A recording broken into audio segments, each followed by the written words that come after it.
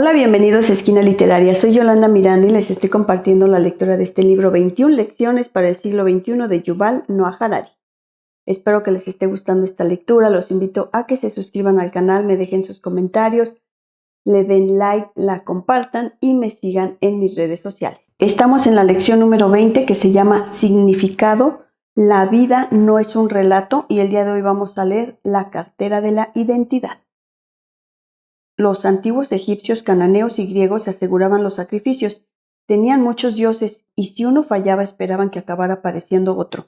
De modo que hacían sacrificios al dios Sol por la mañana, a la diosa Tierra al mediodía y a un grupo diverso de hadas y demonios por la tarde. Esto tampoco ha cambiado mucho. Todos los relatos y dioses en que cree la gente en la actualidad, ya se trate de Yahvé, del becerro de oro, la nación o la revolución, son incompletos, están llenos de agujeros y plagados de contradicciones. Por lo tanto, la gente rara vez deposita toda su fe en un único relato. En cambio, mantiene una cartera de varios relatos y diversas identidades, y pasan de uno a otro según sus necesidades. Estas disonancias cognitivas son inherentes a casi todas las sociedades y los movimientos. Piensa el lector en un típico simpatizante del Tea Party que de alguna manera armoniza una fe ardiente en Jesucristo con una firme objeción a las políticas de bienestar gubernamentales y un apoyo a ultranza a la Asociación Nacional del Rifle. ¿No era Jesús algo más aficionado a ayudar a los pobres que a armarse hasta los dientes? Podría parecer algo incompatible, pero el cerebro humano tiene muchos cajones y compartimentos, y algunas neuronas simplemente no se hablan entre sí. De manera similar podemos encontrar a muchos defensores de Bernie Sanders que tienen una fe vaga en alguna revolución futura, mientras que también creen en la importancia de invertir su dinero de forma sensata. Pueden pasar con toda facilidad de debatir sobre la injusta distribución de la riqueza en el mundo a debatir cómo van sus inversiones en Wall Street. Casi nadie tiene una sola identidad, nadie es solo musulmán o solo italiano o solo capitalista, pero de vez en cuando aparece un credo fanático e insiste en que la gente debe creer únicamente un relato y tener una sola identidad. En generaciones recientes el más fanático de dichos credos fue el fascismo. El fascismo insistía en que la gente no tenía que creer ningún relato excepto el relato nacional, y no había de tener ninguna identidad excepto la identidad nacional. No todos los nacionalistas son fascistas. La mayoría de los nacionalistas sienten una gran fe en el relato de su nación y hacen hincapié en los méritos únicos de su nación y las obligaciones únicas que tienen para con su nación. No obstante, reconocen que en el mundo hay más cosas aparte de su nación. Yo puedo ser un italiano leal con obligaciones especiales con la nación italiana y aún así tener otras identidades. Puedo ser un socialista, un católico, un marido, un padre, un científico y un vegetariano, y cada una de estas identidades conlleva obligaciones añadidas. A veces varias de mis identidades me impulsan en direcciones diferentes, y algunas de mis obligaciones entran en conflicto entre sí. Pero bueno, ¿quién dijo que la vida es fácil? El fascismo surge cuando el nacionalismo quiere hacer que la vida sea demasiado fácil para sí, negando todas las demás identidades y obligaciones. Últimamente ha habido mucha confusión sobre el significado exacto de fascismo. La gente tilda de fascistas a todos aquellos que no les gustan. La palabra corre el riesgo de degenerar en un insulto que valga para cualquier cosa. Así pues, ¿qué significa realmente? En resumen, mientras que el nacionalismo me enseña que mi nación es única y que tengo obligaciones especiales para con ella, el fascismo dice que mi nación es suprema y que debo a mi nación obligaciones exclusivas. Nunca antepondré los intereses de ningún grupo o individuo a los intereses de mi nación, con independencia de las circunstancias, aunque mi nación se dedique a causar muchas desgracias a millones de extranjeros en un país lejano y a cambio de ello consiga un beneficio irrisorio, no he de tener ningún escrúpulo en apoyarla. Si no lo hago, soy un traidor despreciable.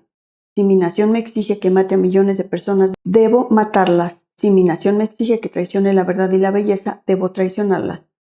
¿Cómo valora el arte un fascista? ¿Cómo sabe si una película es buena? Muy sencillo, solo existe una vara de medir. Si el filme sirve a los intereses nacionales es bueno, si el filme no sirve a los intereses nacionales es malo. ¿Y cómo decide un fascista qué enseñar a los niños en la escuela? Usa la misma vara de medir, enseña a los niños aquello que sirva a los intereses de la nación. La verdad no importa, esta veneración por la nación resulta muy atractiva, no solo porque simplifica muchos dilemas difíciles, sino también porque hace que la gente piense que pertenece a lo más importante y hermoso del mundo, su nación. Los horrores de la Segunda Guerra Mundial y del Holocausto demuestran las consecuencias terribles de esta línea de pensamiento. Por desgracia, cuando la gente habla de los males del fascismo, suele hacerlo a medias, porque tiende a presentar al fascismo como un monstruo horrible, al tiempo que no consigue explicar qué tiene de tan fascinante. Por esta razón, en la actualidad hay personas que a veces adoptan ideas fascistas sin darse cuenta. La gente piensa, me enseñaron que el fascismo es feo, y cuando me miro en el espejo veo algo muy hermoso, de modo que no puedo ser un fascista. Es algo parecido al error que cometen las películas de Hollywood, cuando presentan a los malos. Lord Voldemort, Lord Sauron, Darth Vader son feos y malvados. Por lo general son crueles y despreciables, incluso para con sus más leales partidarios. Al ver estos filmes nunca he entendido por qué alguien querría seguir a un tipo tan repugnante como Voldemort. El problema de la maldad radica en que, en la vida real, no es necesariamente fea.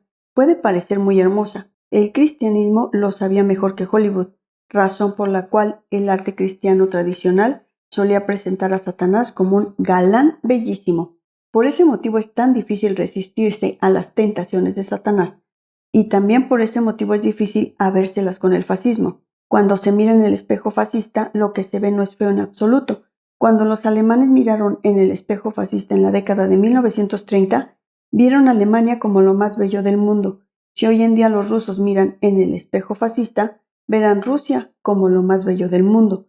Y si los israelíes miran en el espejo fascista, verán Israel como lo más bello del mundo. Entonces, desearán perderse dentro de ese hermoso colectivo.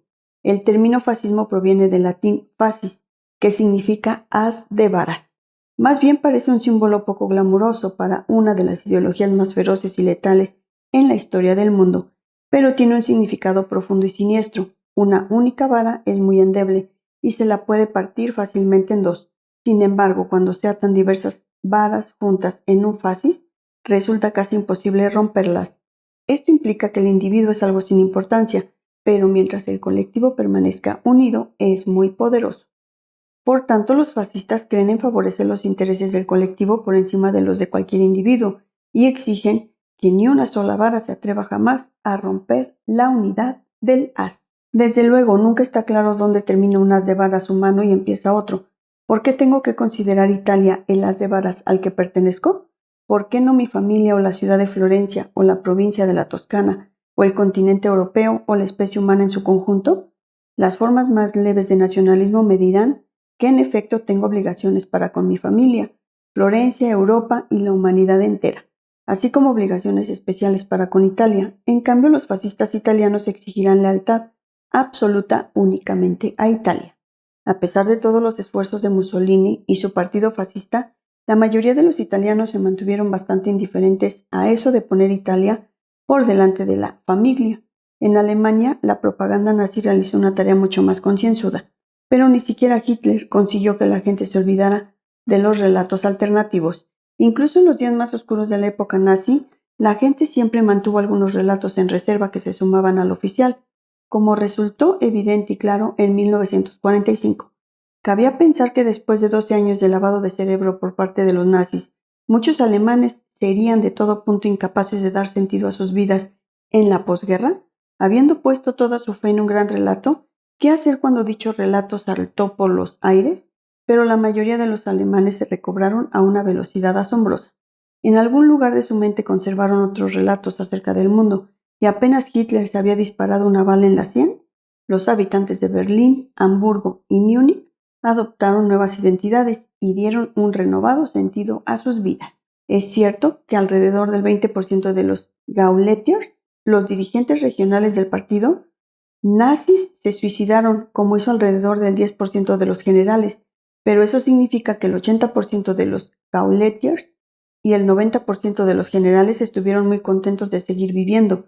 La inmensa mayoría de los nazis con carnet e incluso de las bases de la SS nunca se volvieron locos ni se mataron. Acabaron siendo productivos agricultores, profesores, médicos y agentes de seguros. De hecho, ni siquiera el suicidio demuestra un compromiso absoluto con un único relato. El 13 de noviembre de 2015, Estado Islámico organizó varios ataques suicidas en París que costaron la vida a 130 personas. El grupo extremista explicó que lo hicieron en venganza por el bombardeo a activistas de Estado Islámico en Siria e Irak por parte de la aviación francesa y con la esperanza de disuadir a Francia de seguir llevando a cabo esos bombardeos en el futuro. Al mismo tiempo, Estado Islámico declaró que todos los musulmanes que habían muerto por causa de la aviación francesa eran mártires que ahora gozaban de felicidad eterna en el cielo. Aquí hay algo que no tiene sentido. Si en efecto los mártires que habían muerto por causa de la aviación francesa están ahora en el cielo, ¿por qué habría nadie de buscar venganza? ¿Venganza por qué? Exactamente. ¿Por enviar gente al cielo? Si el lector acabara de oír que su querido hermano ha ganado $1 millón en la lotería, ¿empezaría a hacer volar por los aires todas las administraciones de lotería como venganza? Así pues, ¿por qué causar el caos en París solo porque la aviación francesa dio a algunos de sus hermanos un billete de ida al paraíso? Sería aún peor si de hecho se consiguiera disuadir a los franceses de efectuar más bombardeos en Siria, porque en este caso irían al cielo menos musulmanes. Podríamos vernos tentados de llegar a la conclusión de que los activistas de Estado Islámico en realidad no creen que los mártires vayan al cielo. Por ese motivo se encolerizan cuando los bombardean y matan. Pero si es así, ¿por qué algunos de ellos se colocan cinturones explosivos y voluntariamente se inmolan y quedan hechos pedazos? Con toda probabilidad la respuesta es que se aferran a dos relatos contradictorios, sin pensar demasiado en las incoherencias. Como se ha dicho, algunas neuronas no se hablan con otras. 8 siglos antes de que la aviación francesa bombardeara los baluartes de Estado Islámico en Siria e Irak, otro ejército francés invadió Oriente Próximo, en lo que es conocido por la posteridad como la Séptima Cruzada. Bajo el mando del rey santo Luis IX, los cruzados esperaban conquistar el valle del Nilo y convertir Egipto en un bastión cristiano. Sin embargo, fueron derrotados en la batalla de Mansura, y la mayoría de los cruzados acabaron prisioneros. Un caballero cruzado, Jean de Joinville, escribió en sus memorias que cuando la batalla estaba perdida y decidieron rendirse, uno de sus hombres dijo: «No puedo estar de acuerdo con esta decisión. Lo que aconsejo es que dejemos que nos maten, porque así iremos al paraíso». Joinville comenta escuetamente que ninguno hicimos caso de su consejo. Joinville nos explica por qué lo rechazaron.